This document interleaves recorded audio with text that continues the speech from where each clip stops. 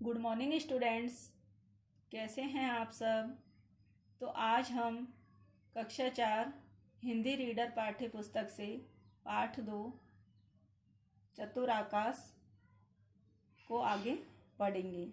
तो बच्चों इससे पहले हमने पढ़ा कि आकाश अपनी बीमार माँ की दवा लेने जंगल में जाता है। जंगल में रीछ के गुर्राने की आवाज़ सुनकर वह शेर की आवाज़ निकालने वाला टेप रिकॉर्डर चलाकर रीछ को भगा देता है। आइए अब आगे पढ़ते हैं। वे ऐसे खुश हुए मानो खजाना मिल गया कि वे रीछ को भगाकर ऐसे खुश हुए जैसे उन्हें खजाना मिल गया हो। आकाश जोर से हंसकर बोला, डरपोक कहीं का। खच्चर वाला तो हक्का बक्का रह गया कि रीछ को देखकर जो खच्चर वाला था हक्का बक्का यानी वह आश्चर्यचकित रह गया। फिर तीनों बातें करते करते सो गए। अगले दिन फिर आगे बढ़े।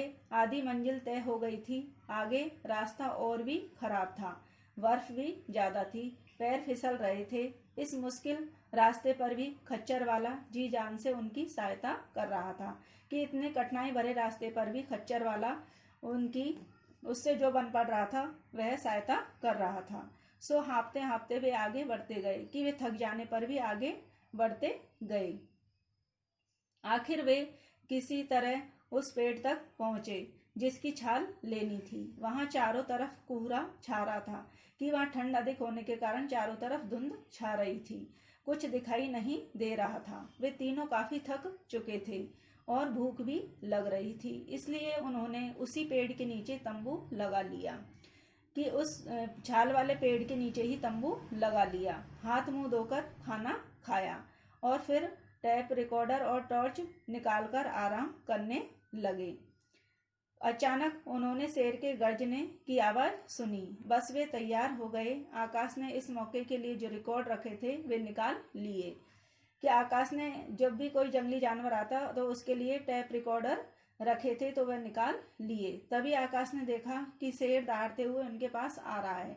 शेर क्या था, पूरा दानव ही था कि वह दानव के तरह बहुत बड़ा दिखाई दे रहा था। देखने में बड़ा खूंखार लगता था कि देखने में बड़ा हिंसक लग रहा था।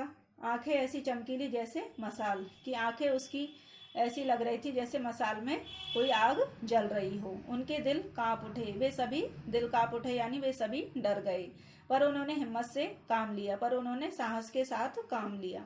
बंदूक और तोप की आवाज वाला रिकॉर्ड टेप रिकॉर्डर में लगा दिया कि जो बंदूक से तोप निकलने की आवाज वाला जो रिकॉर्ड था वह टेप रिकॉर्डर में लगा दिया।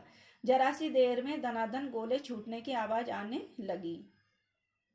उस वक्त शेर की हालत बुरी थी। कभी इधर देखता, कभी उधर, कभी दहाड़ता, कभी आगे भागता, कभी पीछे। लेकिन जब तोपों की आवाज से वह वन गूंज उठा तो शेर वहां से भागा कि वह उस आवाज को सुनकर के शेर वहां से भाग गया। खच्चर वाले ने कहा, अब यहाँ रुकना उचित नहीं है, लौट चलो। रात तो हो गई, सर्दी के मारे गल जाएंगे, फिर यहाँ तो और भी शेर हैं।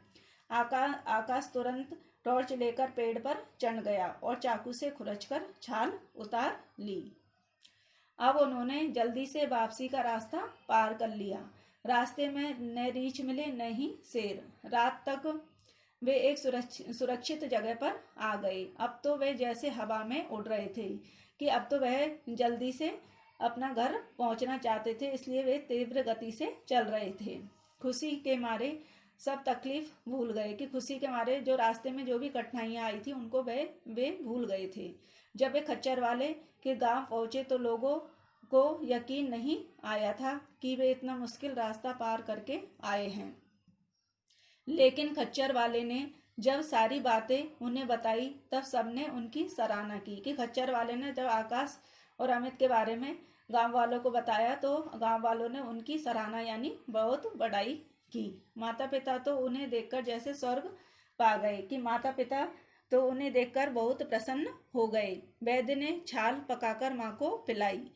कुछ समय बाद माँ का बुखार उतर गया कि कुछ समय बाद आकाश की माँ ठीक हो गई। सबको बड़ी खुशी हुई और आकाश और अमित की खुशी का ठिकाना न था कि सभी को बहुत खुशी हुई और आकाश और अमित तो अत्यधिक प्रसन्न हुए। तो बच्चों, इस कहानी से हमें यह सीख मिलती है कि हमें मुश्किलों का सामना बुद्धिमत्ता व साहस के साथ करना चाहिए। अब पाठ से संबंधित कुछ प्रश्नोत्तरों को देखते हैं। क, आकाश की क्या इच्छा थी? ख, आकाश क्या लाने घाटी की ओर गया?